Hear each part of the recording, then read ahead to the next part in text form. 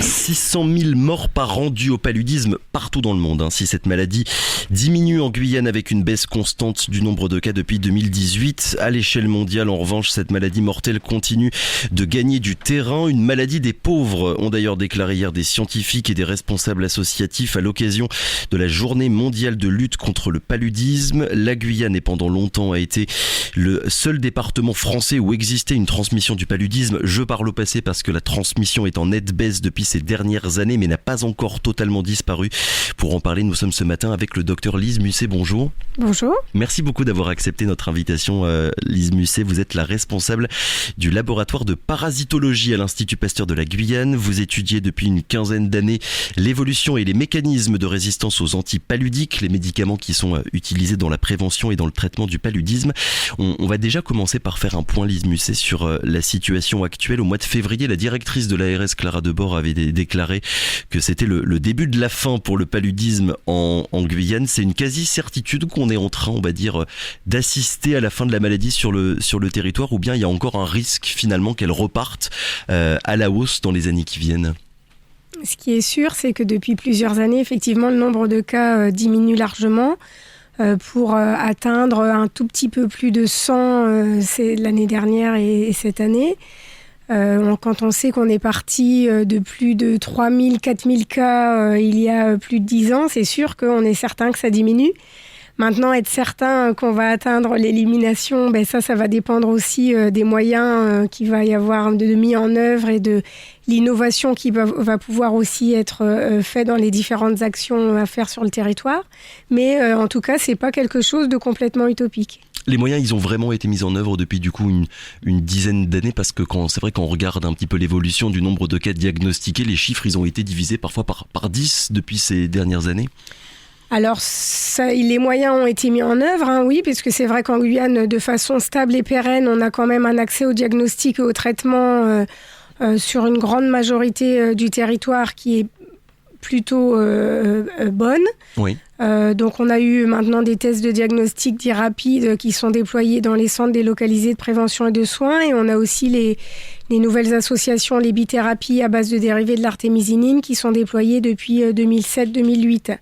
Donc c'est vrai que ce sont deux outils qui sont quand même largement efficaces pour diminuer la transmission du paludisme.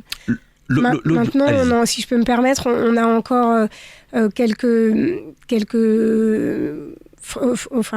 rivières à franchir, et on a notamment quelques limites réglementaires et dans l'administration de certaines molécules, notamment pour traiter les cas d'une espèce qu'on appelle Plasmodium vivax, qui se traite un peu différemment des autres. Et où là, on a un taux de couverture, c'est-à-dire un nombre de patients traités qui est quand même assez limité. Oui, parce que ce qu'il faut préciser, c'est qu'il y a plusieurs espèces, plusieurs sous-espèces de paludisme, et il y en a 3, c'est bien ça, en Guyane ? Il y en a 3 qui circulent en Guyane, il y en a 5 dans le monde. Donc en Guyane, on a essentiellement maintenant l'espèce Plasmodium vivax. Encore aussi des cas de Plasmodium falciparum, qui est l'espèce la plus mortelle au niveau mondial. Et puis on a quelques cas de Plasmodium malarié, qui est en fait une espèce qui se transmet essentiellement en forêt et avec des sauts. Enfin, c'est une zoonose, c'est-à-dire c'est partagé entre les hommes et les animaux et certains singes en forêt. Beaucoup moins de cas, on l'a dit depuis ces dernières années, beaucoup moins de cas de paludisme. Sur le nombre de morts, est-ce qu'on meurt encore du paludisme en Guyane quand on regarde ces 10-15 dernières années, on va dire? Alors en Guyane, ça fait presque 10 ans qu'il n'y a pas eu de décès liés au paludisme, donc ça c'est une bonne nouvelle, et c'est notamment lié au fait qu'il y ait une prise en charge généralement le plus rapide possible. Donc pour l'instant, on croise les doigts, on ne décède pas du paludisme. Maintenant, il y a des impacts importants, notamment dans les villages et dans les zones du territoire, notamment dans l'Est, qui sont beaucoup touchés par Plasmodium vivax, et où les gens font des accès de paludisme à répétition, et où là, quand même, on a une anémie, une fatigue, et donc quand ça touche les enfants ou même les adultes, on a un impact économique, scolaire, qui est non négligeable, même si on ne décède pas. On reviendra sur l'aspect géographique, on va dire, en Guyane du paludisme, mais comment ça se passe aujourd'hui quand un cas est diagnostiqué, au-delà de la prise en charge évidemment du malade? Est-ce qu'il y a encore est-ce qu'il y a tout juste des processus particuliers pour vérifier qu'on n'a pas un nouveau foyer qui n'a pas émergé à l'endroit de la contamination?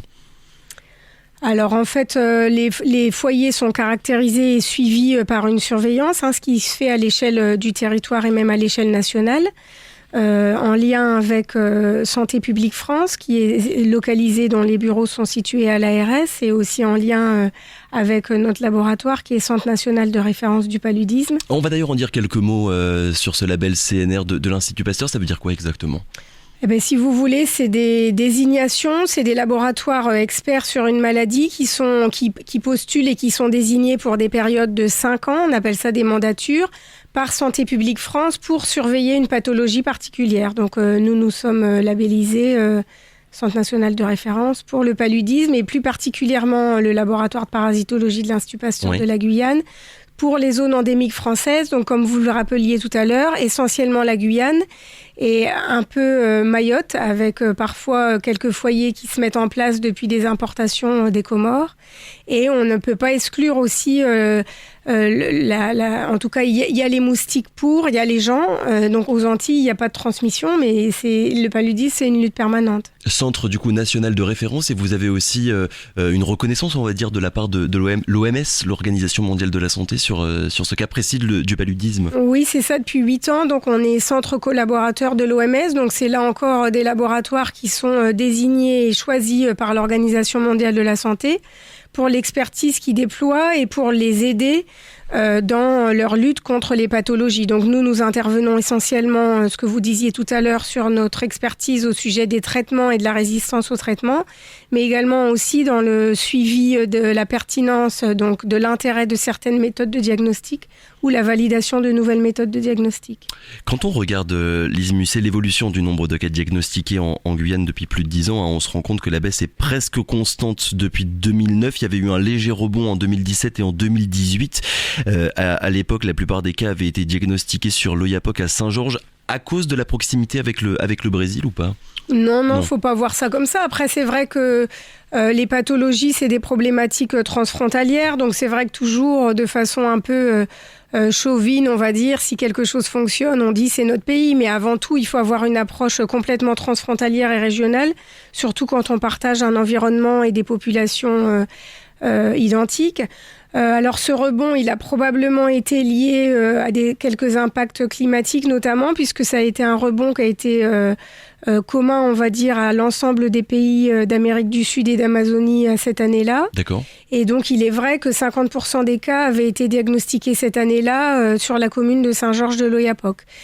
Fort heureusement, à cette époque-là, on développait un programme de recherche opérationnelle, Elimalar Palustop, qui se termine d'ailleurs cette année, fin 2022, et qui avait pour objectif justement de diagnostiquer le plus grand nombre de personnes dans les quartiers où on retrouvait des cas. Donc on en a diagnostiqué 1500 par une méthode très sensible et un peu innovante. Et qui avait pour objectif de voir qui était porteur du paludisme sans forcément être malade. Donc le fait qu'on soit sur le terrain, qu'on ait aussi programmé de traiter systématiquement les gens, qu'ils aient des symptômes, donc qu'ils soient malades ou qu'ils ne le soient pas, a aidé notamment, je pense, quand même à diminuer la transmission et à éviter que ça s'enflamme davantage. Je précise le sens de ma question, je vous l'avais posée sur la proximité avec le Brésil pour savoir s'il y avait encore ce qu'on appelle des cas endogènes en Guyane, des foyers qui se développent, on va dire, un petit peu tout seuls, sans transmission depuis les pays voisins. Ah oui, bien sûr. Oui. Donc oui, il y a des foyers de transmission sur le territoire. Il y a les moustiques, il y a les hommes, il y a les parasites et dès lors, la maladie se transmet. Oui, on n'éradiquera jamais tous les moustiques qui sont porteurs de la maladie, malheureusement, en Guyane et partout dans le monde. On n'éradiquera jamais les moustiques. Maintenant, les moustiques porteurs de la maladie, je pense que si on fait des efforts constants sur une période assez longue, on peut éliminer donc les parasites. Là, l'objectif, c'est de pas éliminer les moustiques ni les hommes, bien sûr, mais d'éliminer le parasite qui est cause de la maladie. Oui, parce que c'est ce que vous me disiez tout à l'heure hors micro avant l'émission. Il faut une surveillance continue, c'est bien ça, pour contenir la maladie. Dès qu'on lâche un petit peu notre attention, il peut y avoir le risque qu'elle reparte à la hausse. C'est ça, faut surveiller. Donc là, c'est ce qui est fait depuis presque tout le temps en Guyane. En France, il y a quand même un système de surveillance qui est efficace. Mais au-delà de la surveillance, après, il faut agir. Donc il faut mettre des actions en place. Donc là, on diagnostique, on traite de façon passif, c'est-à-dire que les gens viennent quand ils sont malades et quand ils sont malades le plus rapidement possible, on les diagnostique, on les traite. Pour éliminer le paludisme, il va falloir là aller chercher les gens qui ne sont pas malades mais qui sont porteurs des parasites, qui les transmettent aux moustiques et qui peuvent les transmettre autour d'eux via les moustiques. Donc la stratégie doit être complètement modifiée. C'est le sens de l'engagement politique que la France a mené suite à une sollicitation de l'Organisation mondiale de la santé l'année dernière. Oui. Donc là, voilà, la France est prête à répondre à l'ambition d'éliminer le paludisme sur la Guyane. D'ici 2025, c'est bien ça, c'est l'objectif qui avait été affiché. Bientôt. Il est atteignable, cet objectif 2025, c'est bientôt. Oui. Il faudra coordonner beaucoup d'actions et des actions innovantes et sur tous les aspects liés à la transmission du paludisme. Alors Lise Musset, le paludisme, il a pendant longtemps et encore aujourd'hui été associé aux orpailleurs illégaux. Il y a une enquête d'il y a quelques années qui montrait que 20% des orpailleurs étaient porteurs du parasite à l'origine du paludisme. Du coup, en 2017, il y a eu ce projet Malakit qui a été lancé pour fournir des kits à des populations le long du Maroni et de l'Oyapock. On avait d'ailleurs reçu à ce même micro Maëlys Douin qui est à l'origine de ce projet. C'est une des raisons, ce projet Malakit, qui peut expliquer l'effacement, on va dire, du paludisme en Guyane. Donc le projet Malakit, ça fait partie de l'ensemble de l'arsenal qui a été déployé ces dernières années par l'ensemble des équipes qui travaillent sur le paludisme. C'est vrai qu'on est plutôt avec des actions complémentaires et qui ciblent chacune une facette de la transmission du paludisme. Donc bien évidemment, si on lutte contre le paludisme dans la région, par exemple, Est Guyane, et qu'on ne s'occupe pas du paludisme qui se transmet au sein des orpailleurs, ça ne fonctionnera pas et vice-versa. Donc effectivement, ça a fait partie, avec toutes les autres choses déployées, y compris l'enquête Palustop en 2017-2018. Malakit, c'était 2019-2020. Et effectivement, donc l'enquête pour savoir combien d'orpailleurs après étaient porteurs de parasites après 1 an et demi, 2 ans de distribution de Malakit, c'était plus que 3 à 4%. Oui. Et finalement, il ne faut pas concentrer ses efforts, j'ai envie de dire, uniquement sur les orpailleurs. Il faut aussi cibler les zones non orpaillées. Géographiquement, est-ce que vous arrivez à peu près à cibler les zones en Guyane où la maladie est plus présente qu'ailleurs ? On avait entendu parler de ce foyer à Regina. Il y a quelques mois, Santé publique France disait que c'était une zone de transmission active. Depuis, est-ce que ça a évolué sur le cas précis de Regina ? Sur le cas précis de Regina, en fait, Regina, il y a de la transmission du paludisme quasi permanente, après plus ou moins élevée, si jamais il y a un petit peu un emballement et qu'il y a un petit foyer plus épidémique que d'habitude.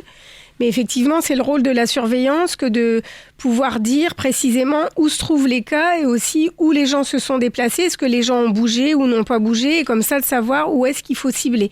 Donc là, aujourd'hui, c'est le principe de passer à une stratégie d'élimination, c'est quand la transmission est quand même suffisamment contrôlée pour commencer à cibler des zones géographiques bien définies où il faut déployer les actions. D'ailleurs, l'objectif de l'élimination, c'est de stratifier, c'est-à-dire de mettre par groupe certaines zones de transmission qui se ressemblent. D'accord. Pour avoir des actions bien particulières sur ce type de transmission. Alors depuis tout à l'heure, on parle du paludisme de manière générale, mais vous travaillez notamment sur la résistance. On en a dit quelques mots, la résistance aux antipaludiques, c'est vraiment le cœur de votre travail et le cœur de votre recherche. C'est quoi le problème exactement sur la résistance, on va dire, guyanaise aux antipaludiques, aux médicaments et au traitement contre le paludisme ?